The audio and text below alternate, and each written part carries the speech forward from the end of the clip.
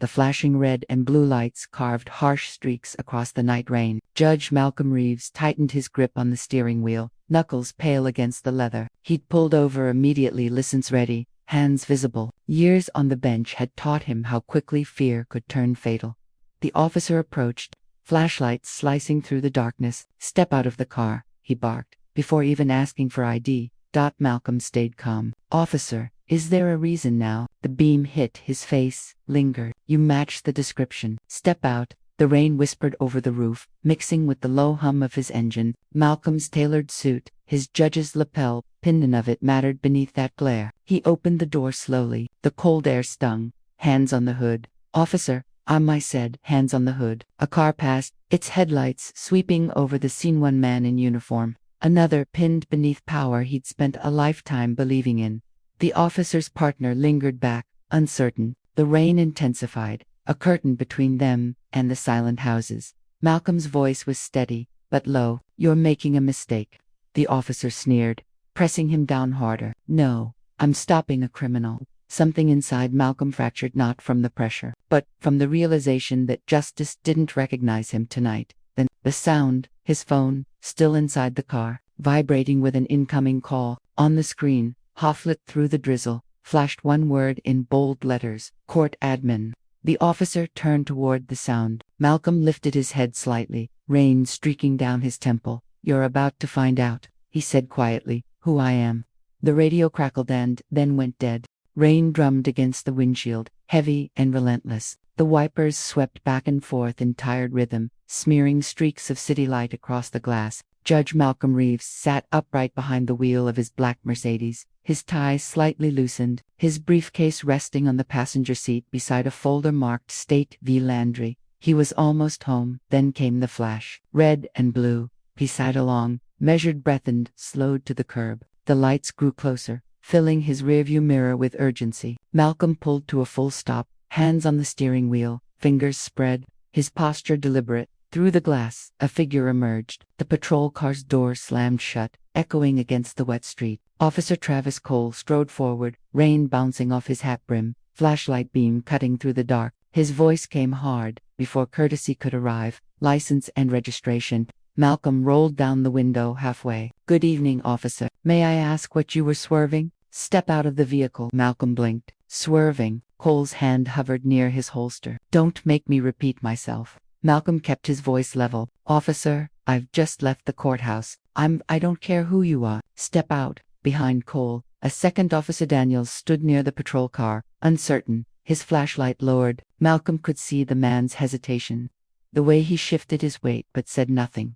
Malcolm opened the door slowly, rain immediately soaking his suit jacket. "I'm complying," he said softly. Cole motioned him toward the hood. "Hands where I can see them." "Officer, if you check my wallet, you'll find hands on the hood." The cold metal met his palms. Water streamed off the car's surface, trickling down his sleeves. The scene was sterile, procedural except for the hostility vibrating in the air. Daniels stepped closer. "Travis, maybe let him explain." Cole cut him off. "You know the suspect description: male, black, mid-40s, dark sedan." Malcolm exhaled slowly, his voice careful. "You're referring to the armed robbery near the station, I assume." "I was presiding over a pre-trial hearing when that took place. I can have the docket." Cole grabbed his shoulder, spinning him around. "You think you're smart, huh?" Malcolm's balance faltered. The move was fast, unnecessary. "I think," Malcolm said through clenched teeth, "that you're making an error that could cost you more than your temper."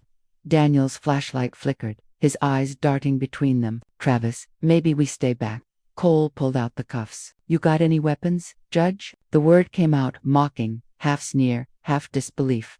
Malcolm's eyes lifted. "You know my name." Cole smirked. "You left your wallet open. Guess the ID checks out." He yanked Malcolm's wrists together anyway, metal biting into skin. "Guess the law's equal tonight. Huh." The rain masked the sound of breath catching in Malcolm's throat. Not fear, the kind he'd built through decades of measured restraint. Years of knowing when to speak and when silence said more. Cole leaned in. "You think your title means I can't stop you? You think your kind get to hide behind robes and rulings?" Daniels shifted uneasily. "Travis, that's enough."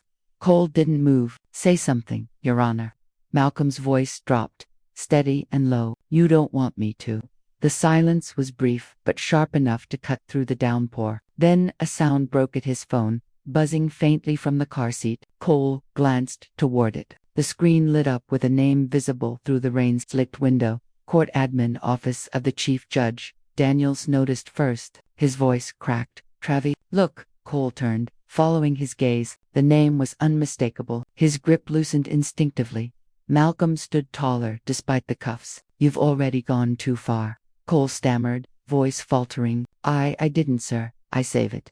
The rain softened for a moment, or maybe it just seemed that way. The world around them had shrunk to 3 people, one humiliated, one complicit, one suddenly terrified of consequence. Cole reached for his radio. Dispatch. This is Unit 12. I have a possible. The line crackled, then fell silent. Static hissed. Malcolm looked at him, expression unreadable. You silenced me before hearing the facts. Now listen to the silence. Answer you back.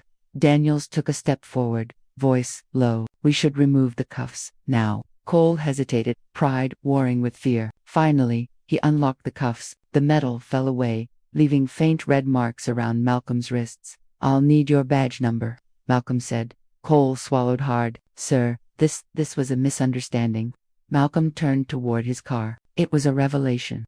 He opened the door, water dripping from his sleeves, and sat behind the wheel without looking back. The briefcase still sat in the passenger seat, papers damp from a leak in the roof. He reached for his phone. Daniels spoke softly through the rain. Judge Reeves, for what it's worth. Malcolm didn't turn. Then make it worth something. Tell the truth. The engine started, low and smooth. The police lights flickered once more against the wet street, then dimmed as he pulled away.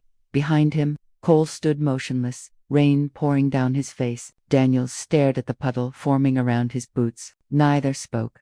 A block away, Malcolm finally exhaled. His reflection in the rearview mirror looked foreign, eyes wide, skin shining with rain, and something else entirely. Not fear, not rage, recognition. He whispered to no one.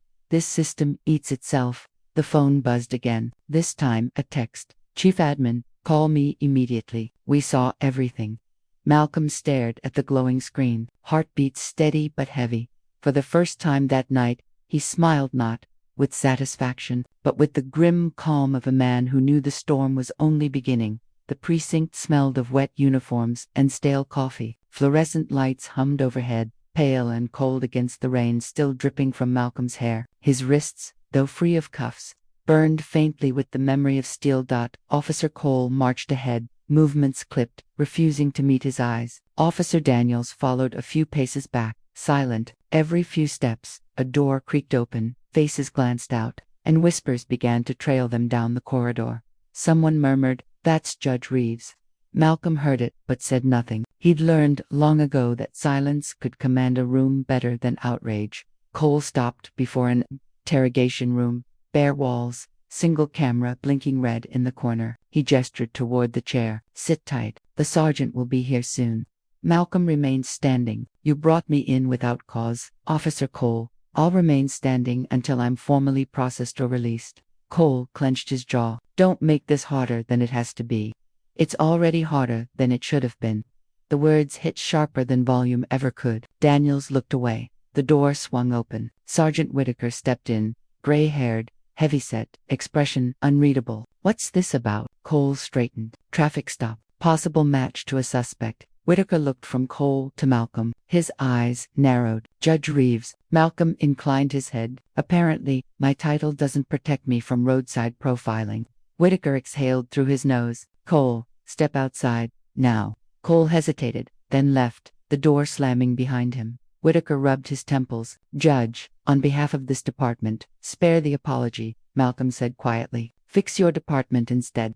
Whitaker didn't argue. He looked toward Daniels. What happened? Daniels shifted. Sir, it got out of hand. The judge cooperated fully. Cole just jumped, Whitaker repeated flatly, meaning he lost control. Yes, sir. Whitaker turned to Malcolm again. You're free to go. Internal Affairs will reach out. I'd suggest off the record that you take the night to cool down. Malcolm's eyes hardened. You think I'm angry. I'm not. I'm disappointed. Whitaker didn't respond. He opened the door.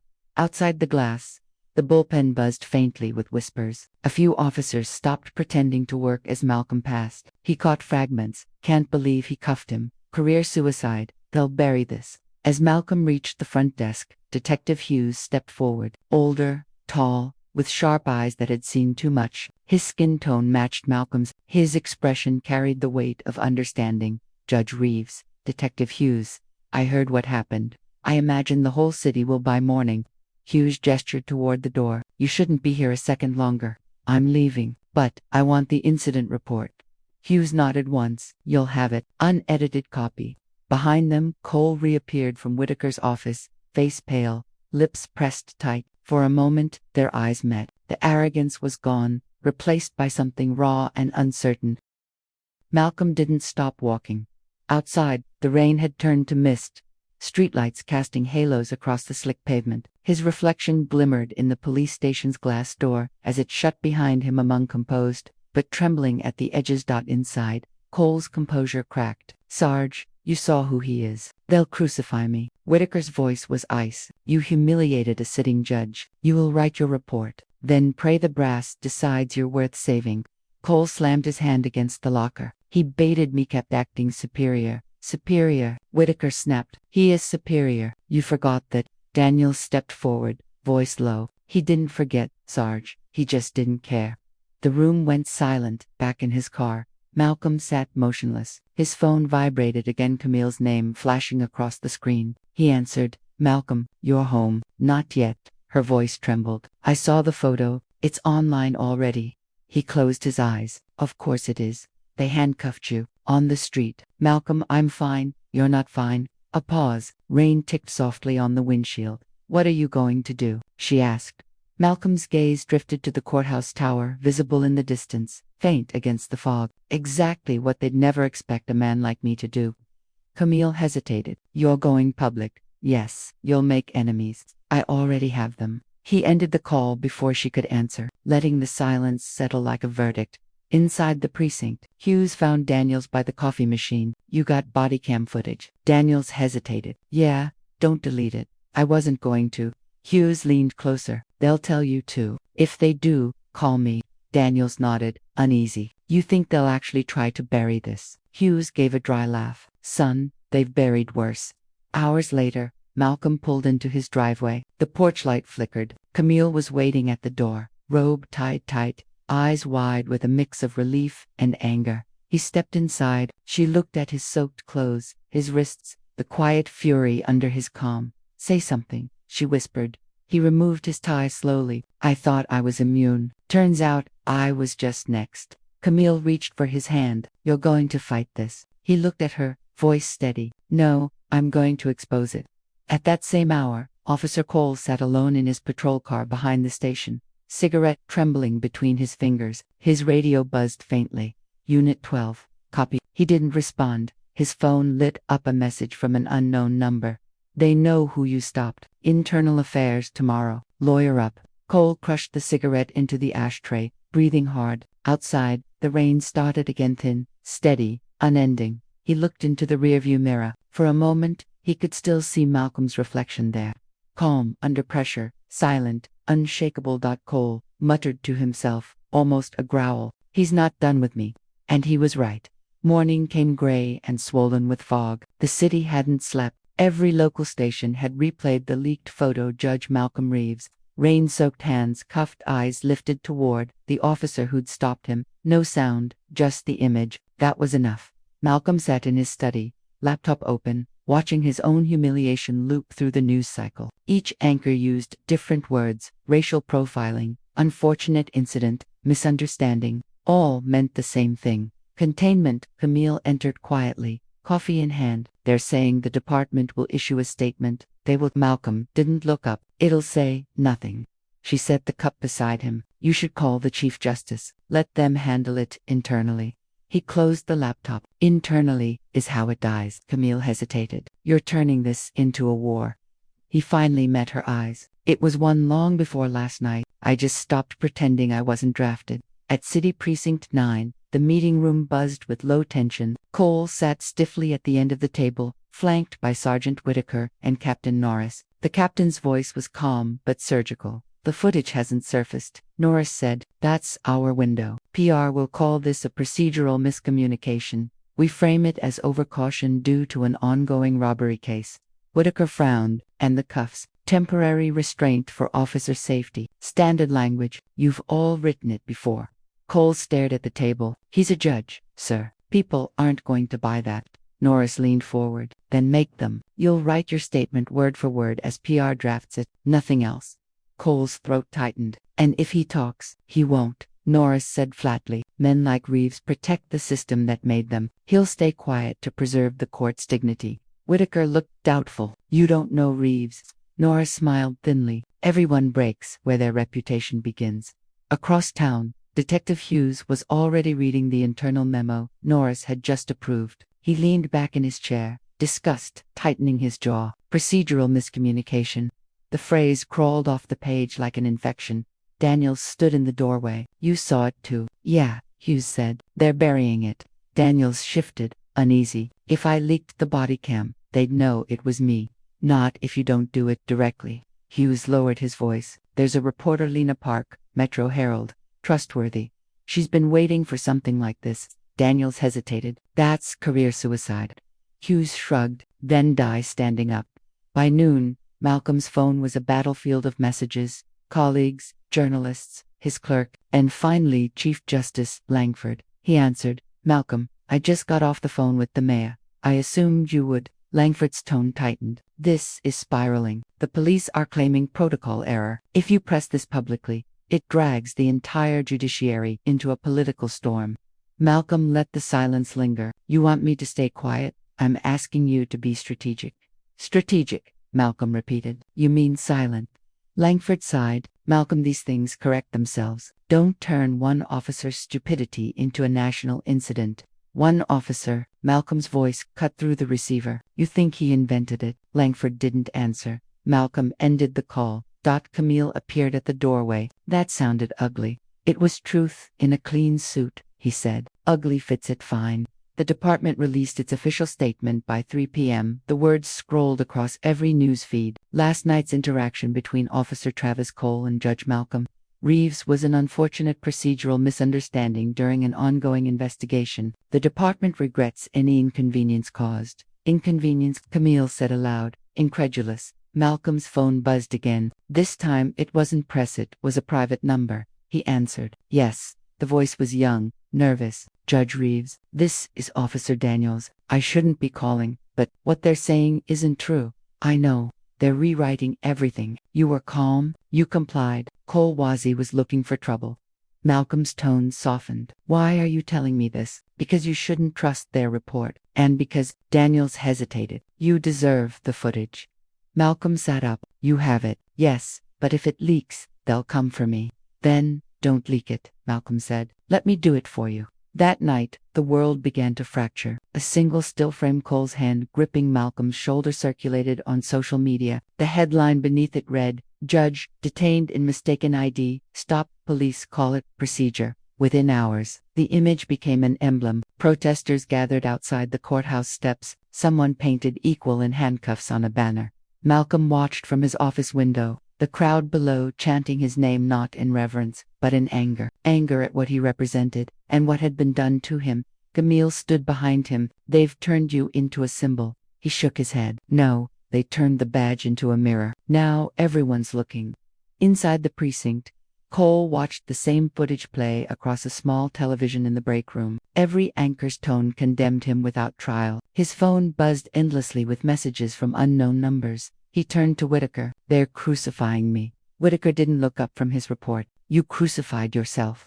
Cole slammed his fist on the table. You think this is justice? He's using his title to destroy me. Whitaker met his gaze. No, you handed him the weapon. You just didn't expect him to use it. Cole stared at him, breathing heavy. They'll forget. They always do. Whitaker's expression didn't change. Not this time.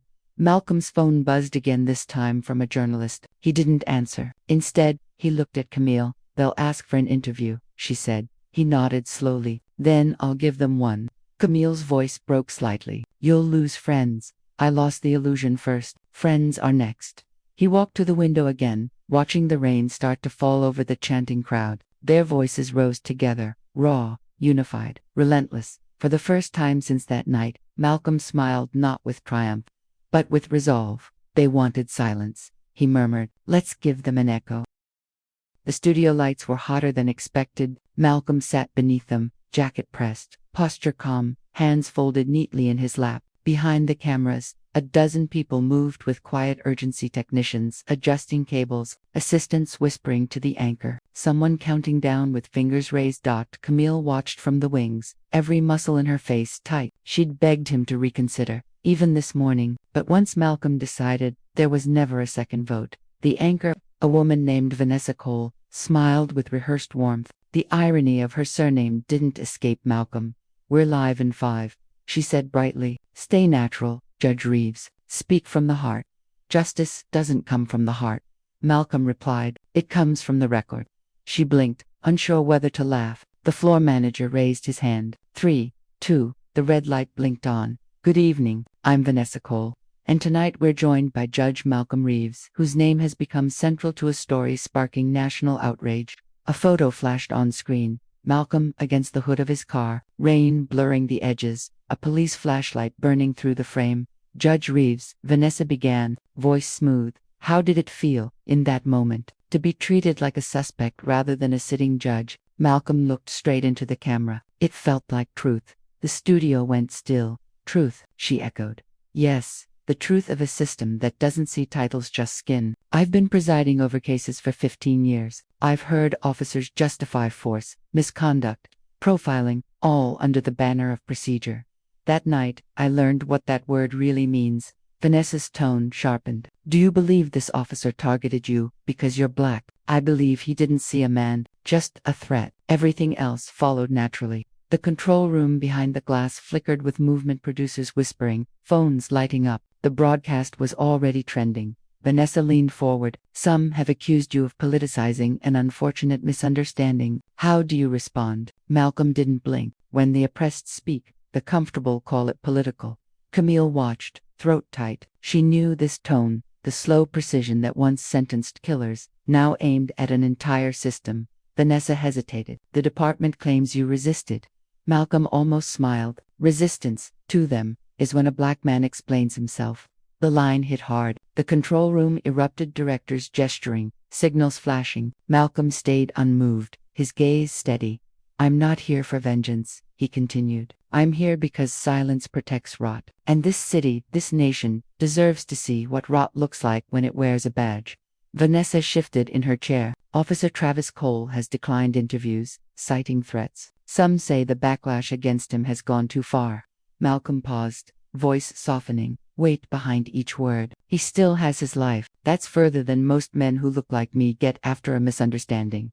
Vanessa didn't respond. She shuffled her notes, visibly unsettled. "Judge Reeves, what would justice look like to you?" Malcolm's answer came without pause. "Accountability, not just for one man, but for the machinery that built him." Across town, in a darkened bar, Officer Travis Cole stared at the television. The sound was low, but the captions screamed enough. His face-pale eyes ringed with exhaustion tightened with each word. "He's lying," he muttered. "He's twisting it." At the counter, another officer, Larkin, watched with uneasy detachment. "Doesn't sound twisted to me, Trav." Cole shot him a look. "You weren't there." "I didn't have to be," Larkin said. "Whole world saw those cuffs." Cole slammed his glass down. "He wanted this. He's setting me up."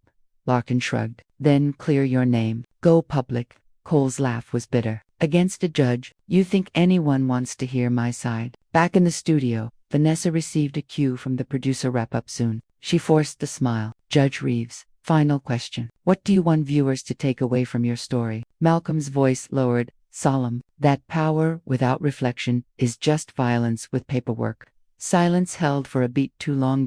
Then Vanessa smiled thinly. "Thank you, Judge Reeves. Thank you, Ms. Cole." The red light blinked off. The floor manager called, "We're clear."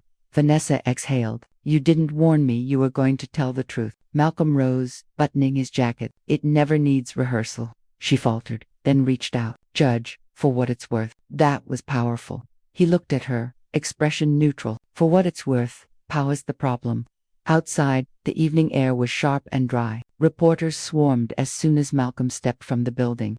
microphones flashing like weapons. Judge Reeves, do you plan to file a civil suit? Have you spoken to Officer Cole since the incident? Are you calling for his termination? He stopped at the top of the steps, voice cutting through the noise. I'm not calling for one man's fall, he said. I'm calling for a nation's reflection. Flashbulbs exploded. Camille joined him, slipping her hand around his arm. You just declared war on half the city.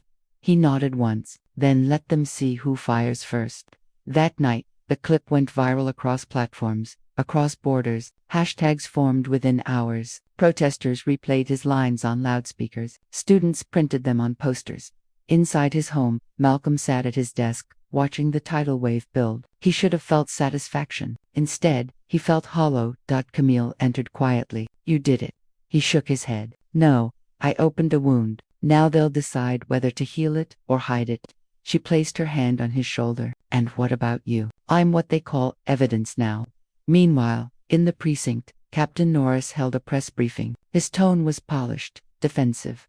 We acknowledge Judge Reeves' distress, he said, but the department stands by Officer Cole's initial actions as consistent with safety protocol. Reporters shouted questions. Norris smiled through them. The judge's interview was emotional. We prefer to deal in facts. At the back of the room, Hughes watched. Jaw tight, he sent a text to Daniels. Now, leak it. Minutes later, the body cam footage hit the internet, uncut, unfiltered. It showed everything: Cole's hostility, Malcolm's composure, the cuffs glinting beneath the rain, Daniels' quiet voice in the background. Travis, that's enough. By midnight, news stations were running split screen coverage. Malcolm's interview beside the footage. The contrast was devastating. Cole's phone exploded with calls. His lawyer, his union rep, reporters all talking at once. He turned it off, breathing raggedly. Outside his window, sirens echoed somewhere distant, hollow and rhythmic. He whispered to himself, almost pleading, they'll forget. They always forget. But even as he said it, he knew this time, the city wasn't forgetting. This time, the mirror wouldn't turn away. Morning came like punishment. Cole hadn't slept. The body cam footage looped endlessly on every channel. His voice, his tone, the handcuffs snapping shut on a calm man who'd said, Officer, you're making a mistake. Now everyone knew the mistake had been his. He sat in the dark of his apartment, blinds drawn tight, television flickering blue across his face. The news anchor's voice was sharp, almost gleeful. Public outrage continues to grow following the release of the full body cam video from the Reeves arrest. Officer Travis Cole remains on administrative leave pending investigation. Administrative leave. That was the department's word for exile. The reporter continued. Judge Reeves' remarks have sparked a nationwide conversation on systemic profiling within law enforcement. Protests are expected outside City Hall this evening. Cole muted the screen. His own reflection stared back at him, gaunt, unshaven, eyes rimmed red. He whispered to no one. They weren't there. They don't know what it's like at 2 a.m., when you can't tell if someone's reaching for a wallet or a weapon. He wanted to believe that still mattered, but the internet didn't care about fear-only symbols, and he'd become one overnight. At the precinct, the mood was poisoned. Some officers avoided eye contact. Others whispered behind their coffee cups. Larkin met him at the entrance. You shouldn't be here, Larkin said quietly. I still wear the badge, Cole replied, pushing past. Not today, you don't. Cole ignored him, walking through the bullpen as screens showed the same footage again and again. He could feel their eyes judging, calculating whether to stand beside him or step away. Captain Norris emerged from his office. Travis, inside, now. The blinds were closed. The air stale. Norris didn't sit. You realize what's happening out there, he began. We're fielding threats, petitions, politicians calling for your head on a pike. Cole's voice cracked. I followed protocol. No, Norris said. You followed impulse. The camera doesn't lie, and right now it's painting you as the face of everything broken. Cole stepped closer. So what? Throw me to the crowd. Norris sighed, weary. You're suspended, Travis, indefinitely. Cole laughed, one sharp, joyless. That's it. 15 years, gone. Go home, Norris said. For your own sake. Cole stood silent a long time, then nodded. Right home. But as he walked out, it no longer felt like he had won. Across town, Malcolm was preparing his courtroom for the day. For the first time since the incident, he'd chosen to return to the bench. The courthouse steps were lined with protesters, some holding his image on signs, others chanting his name, as if he were more than a man, as if he'd become an emblem. Inside, he adjusted his robe and looked at himself in the mirror. The reflection felt foreign. The respect that once surrounded the position had twisted into spectacle. Camille entered quietly. "They're saying you might be nominated for the Commission on Police Reform." Malcolm didn't look away from the glass. "They're saying a lot of things, none of them change what happened." "Still," she said softly, "you have momentum. People are listening." He turned. "They're listening to anger. That's not the same as understanding." She touched his arm. "Maybe anger's what gets them to listen in the first place." By noon, the protests reached the precinct. Reporters swarmed the gates. Signs read "No justice, no peace. Reeves was right. End qualified immunity." Inside, Cole watched from the window of the locker room. A chant rose through the glass, his name, twisted into venom. He smashed his fist into the locker door. The metal rang out like a gunshot. Larkin burst in. "Travis, enough. They don't even know me," Cole shouted. "One night, one damn night hand. Suddenly I'm evil incarnate." Larkin lowered his voice. "You humiliated a judge on camera. What did you expect?" Cole's breathing was ragged. "You think I meant for that to happen? I didn't even know who he was." "That's the point," Larkin said. "You didn't have to." Cole's shoulders sagged. "He was just another mouth running at me. I've heard 1,000 like him." "And now," Larkin said, "you'll hear 1,000,000 more." That evening, Cole drove aimlessly through the city. His badge lay on the passenger seat beside a folded suspension notice. Every billboard, every flashing screen seemed to carry Malcolm's face or his own dot. At a stoplight, he saw a crowd gathered outside a bar, TVs in the windows showing live coverage. He rolled the window down. Vanessa Cole was on screen again, interviewing Malcolm. "Judge Reeves," she said, "what would you say to Officer Cole if he were watching right now?" Malcolm hesitated. The pause carried weight. "I'd say, I don't hate him," he finally said. "Hate would mean I see him as powerful, but he's just a symptom. The sickness runs deeper." Cole's grip on the steering wheel whitened. His chest ached. He pressed the gas, tires screeching into the dark. Hours later, the precinct parking lot was empty, except for one car. Cole sat inside, uniform jacket draped over the seat, gun resting in his lap. He stared at its cold metal. State-issued authority distilled to one piece of machinery. His phone buzzed. A message from his father. "Don't let them take you down, son. You did what any cop would have done." Another message followed from an unknown number. "Resign before they destroy you." He dropped the phone. For the first time, the silence felt heavier than the noise. Meanwhile, Malcolm sat in chambers, the courthouse now empty. Files lay open before him, but his eyes didn't move across the words. Daniels knocked once before entering. The department's press release just dropped. Malcolm looked up. "And they're opening a federal review." Malcolm nodded. "Good." Daniels hesitated. "Cole won't survive this, not publicly. Maybe not personally." Malcolm's jaw tightened. "That's not my concern." "Maybe it should be," Daniels said quietly. "You wanted accountability, but you can't control what people do with your truth once it's out." Malcolm looked toward the dark window, seeing nothing but his own reflection. "You think I started a fire I can't contain?" Daniels didn't answer. Just before midnight, a single shot echoed through the empty parking lot. It wasn't reported until morning. By then, the headlines had already written the story. "Disgraced officer found dead in apparent suicide." The news cycle spun instantly, commentators debating guilt, empathy, blame. Some called it tragedy. Others, justice. Malcolm read it all in silence. Camille found him hours later, still in his chair, eyes unmoving. She whispered, "It's over." He shook his head. "No, it's beginning." She frowned. "What do you mean?" He turned toward her, voice low, steady. "They'll call it closure because they can't handle consequence. But nothing's over. We just changed who the system punishes." Outside, sirens wailed again, new ones, different cause, same sound.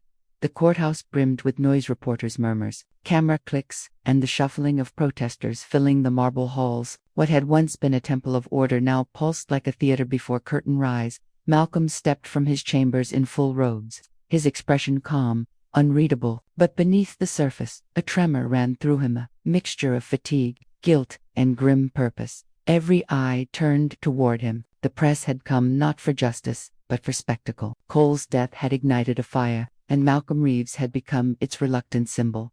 He passed a wall of journalists calling his name, Judge Reeves. Do you feel responsible for Officer Cole's suicide? Will you testify before the Federal Review Panel? Is it true the mayor offered you the chair of the new Oversight Commission? Malcolm kept walking, each question hitting like hail. He didn't respond, not because he had no answers, but because any answer would become another headline. Inside courtroom 3, the benches overflowed. Every seat was filled citizens, lawyers, activists, and officers in plain clothes. Even the jurors looked uneasy. At the front sat Special Inquiry v City Police Department, an internal hearing that had drawn national attention. Malcolm was not on trial, but every camera lens made it feel otherwise. Daniels sat among the witnesses. When their eyes met, he gave a small nod, one of solidarity, not absolution. The commissioner, Evelyn Shaw, took the bench. Her voice was firm, deliberate. This hearing will address whether institutional failures contributed to the events that resulted in Officer Travis Cole's actions and subsequent death. The words hung in the air, heavy and sharp. Malcolm adjusted his robe. He wasn't presiding today. He was testifying. When his turn came, he stood before the panel without notes. The oath echoed through the room. Do you swear to tell the truth, the whole truth, and nothing but the truth? I do. Shaw leaned forward. Judge Reeves, for the record, recount the events of the night in question. Malcolm's hands rested on the podium. His voice was calm, measured. I was driving home after a late hearing. I was pulled over without probable cause. The officer, later identified as Travis Cole, ordered me from my vehicle and restrained me. I complied entirely. The arrest was unjustified and conducted with aggression inconsistent with any lawful procedure. Murmurs rippled through the room. Shaw raised a hand for silence. Did you identify yourself as a judge? Yes. And Officer Cole continued his actions regardless? Yes. Shaw studied him. And do you believe his behavior was racially motivated? Malcolm hesitated. Every part of him wanted to say yes, but the truth was more insidious. I believe, he said slowly, his behavior reflected conditioning and instinct taught by a system that assumes threat based on skin, not conduct. A low hum moved through the room. Shaw nodded. And yet, his death has drawn sympathy from many in the department. Some say the backlash drove him to despair. Malcolm's eyes darkened. Sympathy shouldn't erase accountability. Shaw's tone softened slightly. And accountability shouldn't erase humanity. The sentence landed like a blade, not cruel but cutting nonetheless. Malcolm exhaled. Then perhaps the system should learn to grant humanity before tragedy forces it to. During recess, Malcolm stepped outside the courtroom. Cameras swarmed instantly. Judge Reeves, are you weaponizing the justice system for personal revenge? He stopped. The question stung because it echoed his own fear. Before he could answer, Camille appeared, placing a hand on his arm. Ignore them. He turned to her. They're not wrong to ask. She frowned. You didn't cause Cole's death. I didn't stop it either, he said. And now they'll rewrite the story, make him the victim, me the aggressor. Camille met his gaze. Then make sure the truth survives the rewrite. Inside, the next witness was called Officer Daniels. He took the stand, visibly tense. Officer Daniels, Shaw began. You were present during the incident. Why didn't you intervene? Daniels swallowed. Because I was afraid, not of Judge Reeves, of my partner, of what defying him meant for me. You feared retaliation. Yes, ma'am. That's the culture we live in. You question another officer, you become the problem. Shaw nodded slowly. And what changed after that night? Daniel's eyes met Malcolm's. I saw what happens when silence kills a man twice, once in humiliation, once in guilt. The courtroom fell silent. Later, outside the courthouse, crowds clashed, some chanting for reform, others waving flags in defense of the police. The city trembled under the weight of its own contradictions. From her car, Vanessa Cole watched the chaos unfold. Her camera crew waited quietly as she scrolled through her phone, rereading the last message her husband had sent her before his death. They hate us either way. Tears welled in her eyes, but she blinked them back. Then she looked toward the courthouse, where Malcolm Reeves was stepping down the stairs into the storm of microphones. She got out of the car. Judge Reeves, she called, her voice clear over the noise. He turned. The crowd fell to a hush as the widow approached him. Cameras zoomed in, catching every tremor in the air. I didn't come to accuse you, she said quietly. I came to understand.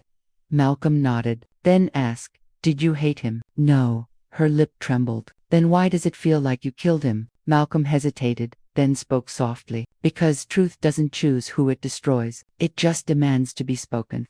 A tear rolled down her cheek. He was a good father, flawed, but good. I believe you, Malcolm said, and I wish believing changed what he did. For a moment, the world seemed to stop. No chance, no flashbulbs, just grief mirrored between two people crushed by the same system from opposite sides. Vanessa stepped closer. Then make sure no one else ends up like him. Not him, not you, not anyone. Malcolm's voice dropped to a whisper. That's what justice is supposed to mean. She nodded once, then turned away. The cameras captured it all, the widow walking back into the sea of noise, the judge standing alone beneath the courthouse steps. That night, Malcolm sat in his office as rain returned, steady against the glass. Camille entered quietly. They've appointed you to lead the Oversight Commission, she said. He didn't look up. Of course they did. The system always promotes the symbol after the damage is done. She frowned. You could make a difference. I could become another story they'll twist. Camille approached, her voice firm. Then write your own ending before they do. Malcolm finally looked up. His eyes were tired, but steady. Endings don't exist in this world, Camille. Just cycles. One death leads to one appointment, leads to one report that gets buried when the next tragedy comes. She placed a file on his desk, photos from the inquiry, headlines, notes, then start the cycle differently. He stared at the file for a long moment, then, without a word, he opened it. Outside, sirens wailed in the distance. Inside, the rain kept time against the window. Malcolm whispered to himself, not as a judge, but as a man trying to find meaning in chaos. No more verdicts, just truth. The courthouse was suffocating, not because of heat, but because of what hung in the air. Expectation, the kind that made every breath feel like a statement. The building, usually solemn and silent, now buzzed like a live wire.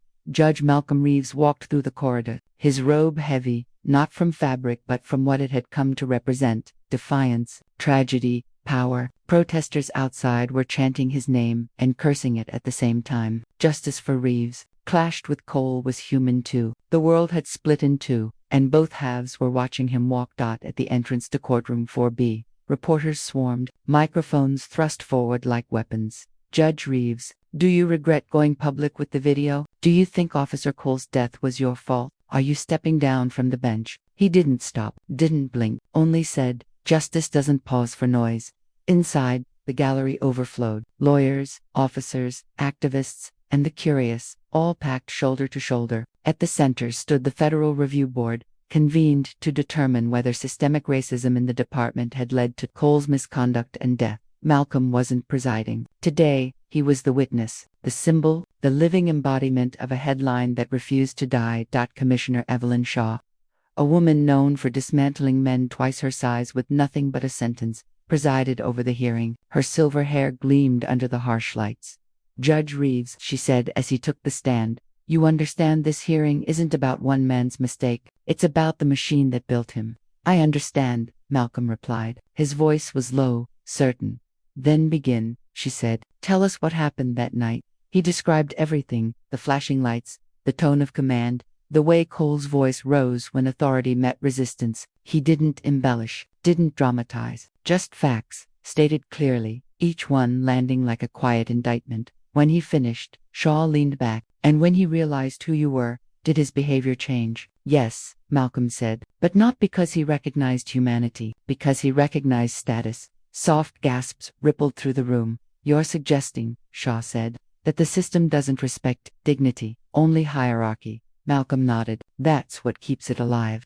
She studied him. You know, some would say your position gives you the power to fix that system. He met her gaze. Power doesn't reform corruption. Accountability does. Her lips twitched, almost into a smile. And you think that's what you've brought? No, Malcolm said. I think I've forced people to see what they chose to ignore. During recess, Malcolm walked the hall. Cameras flashed through the glass panels as he passed. The courthouse had turned into a stage, and every move became evidence for one side or the other. Camille caught up to him near the stairs. They're eating this up, she said quietly. You've become a revolution in a suit. He stopped. Revolutions burn people. Camille, I'm not interested in becoming ash. Maybe you don't get to choose, she said. He gave her a look. Neither did Cole. She didn't argue, just nodded, her eyes soft with understanding he didn't want. Back inside, The next witness took the stand. Officer Daniels, nervous, but steady. His hands trembled only once when he adjusted the microphone.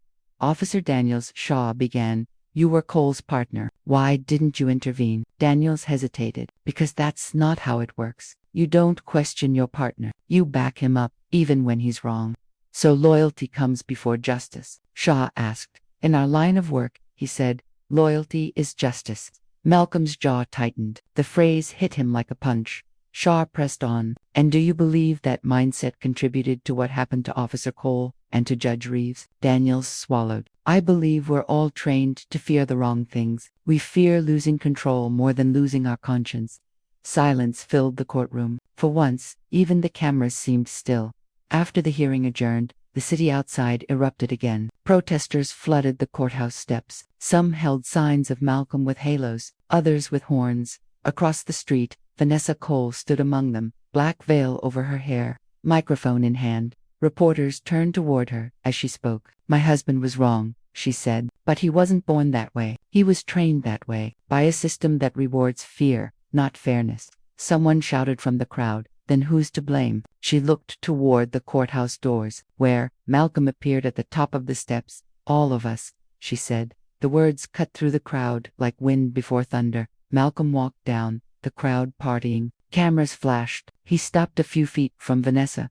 Double quotes Mrs. Cole, he said softly. Judge Reeves. The air between them hummed with tension. Not hatred, but something heavier.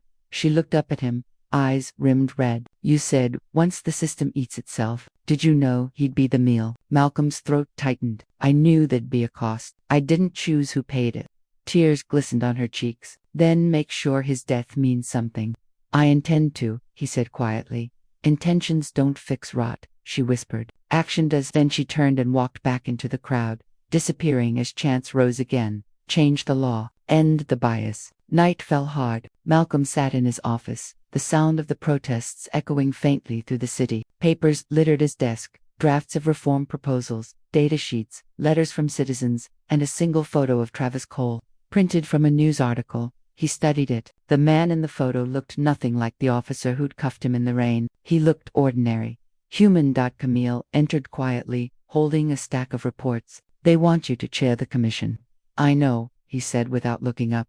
You're not going to accept. He finally turned to her. You think one commission can rewrite instinct, change what's buried under generations of fear? She placed a hand on his desk. No, but it can start something. And starting is better than silence.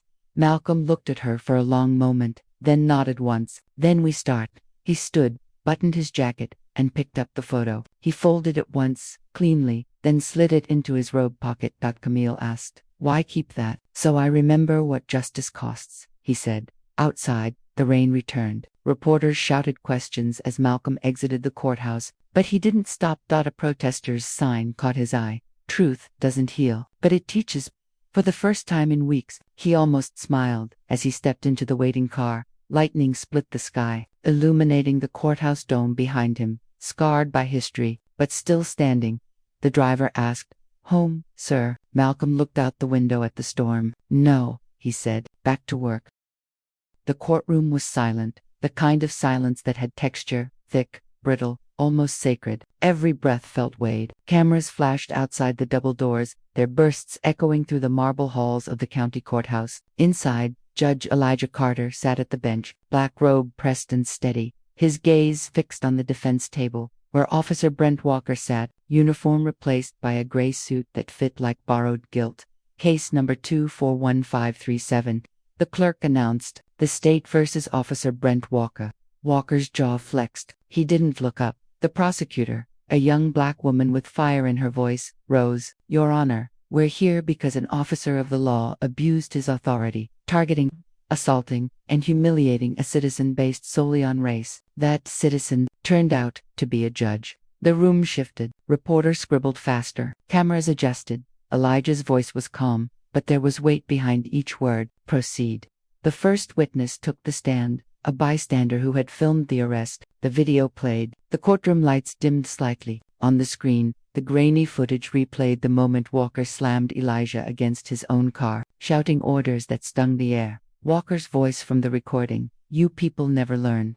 Gasps rippled through the courtroom. Walker's attorney shifted in his seat. When the video ended, the silence returned, but it wasn't the same silence. This one crackled with reckoning. Walker finally spoke. Your Honor, I didn't know who you were. I was doing my job. Elijah's eyes narrowed. So, if I hadn't been a judge, the treatment would have been acceptable. Walker's throat bobbed. That's not what I meant. No, Elijah said, leaning forward. That's exactly what you meant. A reporter in the back whispered. He's done. The prosecutor continued. Officer Walker's pattern of behavior shows clear racial profiling. Over a dozen complaints. None investigated properly. Defense objected. Your Honor, that's irrelevant. Elijah's gavel struck once. Sharp, overruled. Patterns matter when justice is selective. Walker finally looked up, eyes hollow. You think this is justice, Judge Carter? You think humiliating me fixes anything? Elijah's voice softened, but his words carried steel. Justice isn't about humiliation. It's about truth. The cross-examination stretched deep into the afternoon. Facts unfolded like knives, body cam logs altered, reports delayed, internal affairs buried. Walker's lawyer tried to spin, but the web only tightened. At recess, Elijah stepped into his chambers. The mask cracked, just slightly. His reflection in the window looked back at him, calm, controlled, but weary. The line between his personal pain and professional duty felt razor-thin. A soft knock. Maya entered quietly. You, okay? He nodded, then hesitated. This isn't justice. It's a mirror, and everyone's seeing what they've ignored. She touched his shoulder. Sometimes that's the beginning of justice. Back in session, the defense called Walker himself to the stand. The man's posture had collapsed. No badge to hold him up now. I didn't mean for it to happen like that, he said. I've seen too many crimes in that neighborhood. You start expecting trouble. Elijah's pen stopped moving. Expectation, Elijah said slowly, is the seed of prejudice when watered with fear. Walker's eyes flickered. A man caught between apology and pride. The courtroom fell into that dangerous kind of quiet again. Elijah stood, robe heavy on his shoulders. This court will reassess for judgment tomorrow morning.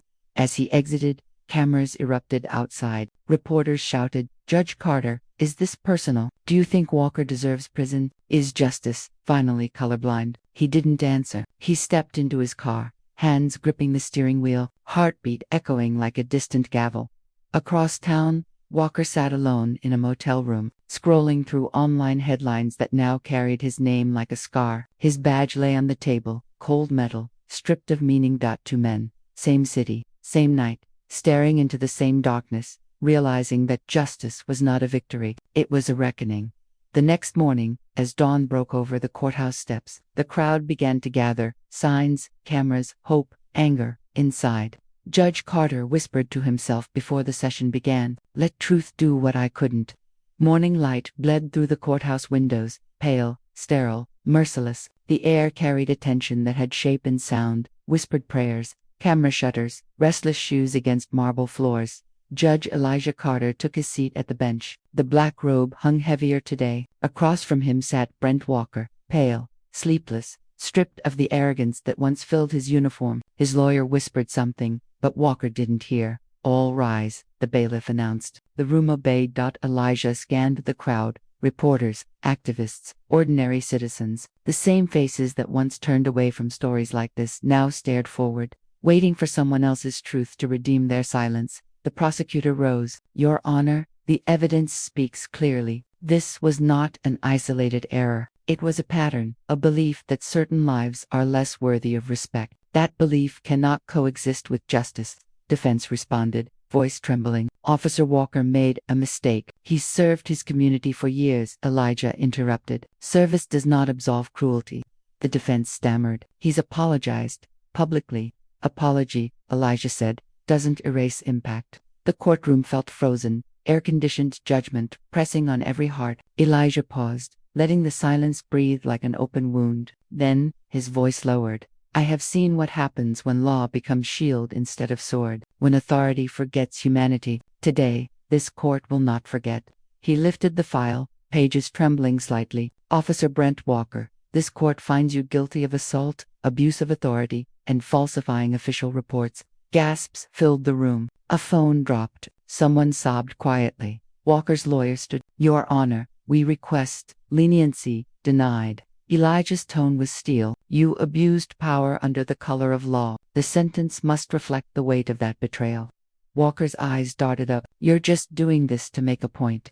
Elijah's gaze held his. The point was made when you put your knee on a man's neck for a name you never cared to ask. Walker looked away. Elijah continued, his words deliberate, cold, final. You are hereby sentenced to 5 years imprisonment, with mandatory civil rights retraining upon release. You will never serve as a police officer again. The gavel struck. The sound cracked the air like a lightning bolt outside. The crowd erupted, half in relief, half in rage. Reporters sprinted toward their vans. News alerts lit up across phones like sparks. But inside, Elijah sat still. No triumph, no smile, just the echo of that wooden strike, reverberating through bone and memory.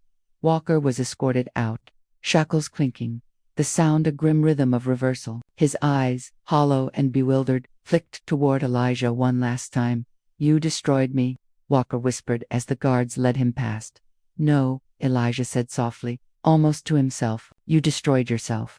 The bailiff cleared the room. Elijah removed his robe and sat back, eyes fixed on the empty courtroom. The benches, the flags, the seal of justice, all symbols, all fragile. His reflection in the judge's nameplate looked older. Maya entered quietly. It's done. He nodded. It's begun. She tilted her head. You did what was right.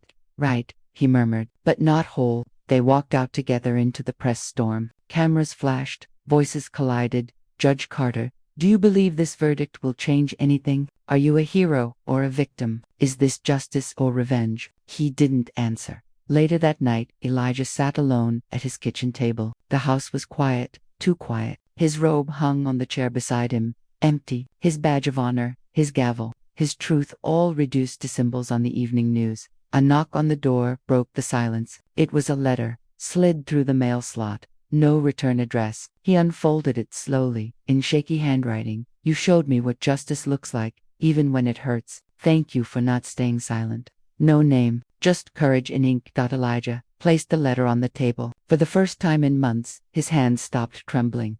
He looked outside, a city caught between darkness and dawn. Sirens still wailed somewhere distant, but for one brief moment, the sound didn't carry fear, just a faint possibility of change.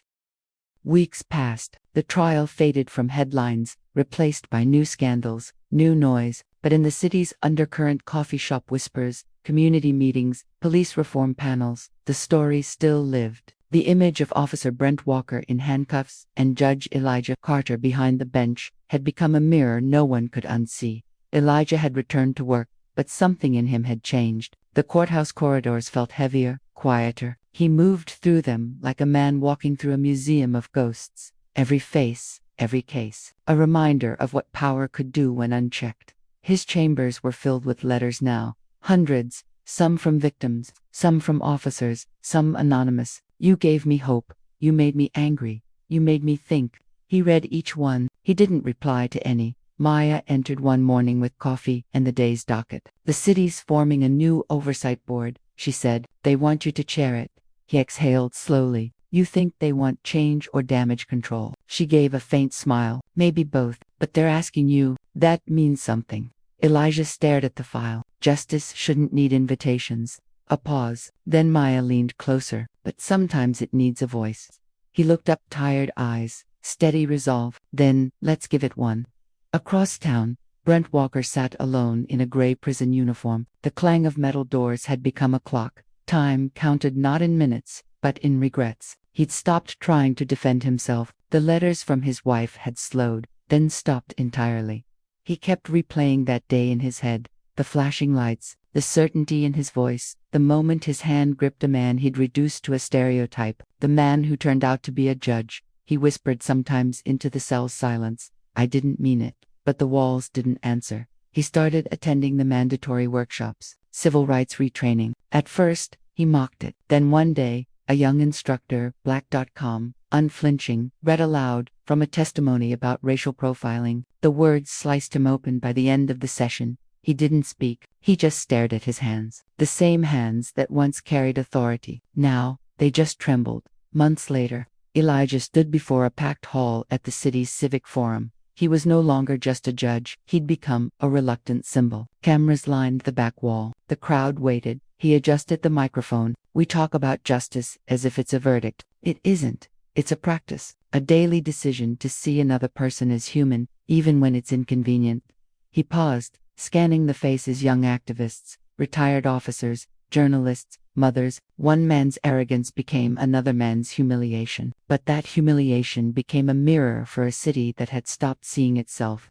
Applause rippled through the room, quiet, sincere. After the speech, a young officer approached him. "Nervous, sir. I just wanted to say, I watched the trial. I used to think people exaggerated this stuff, but after that, I started noticing things I ignored."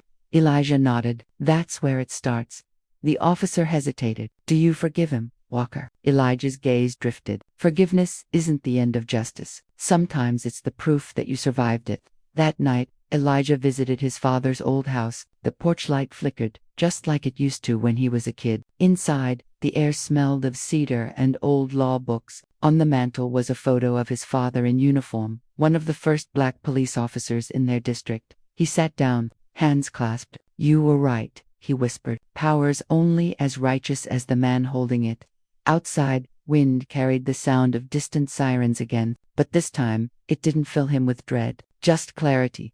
6 months later, news broke. The city police department officially implemented the Walker reform's mandatory accountability reviews, racial bias audits, and transparency mandates. Some praised it, some protested it. In the courthouse, Elijah's photo still hung on the wall, not as a hero, as a reminder.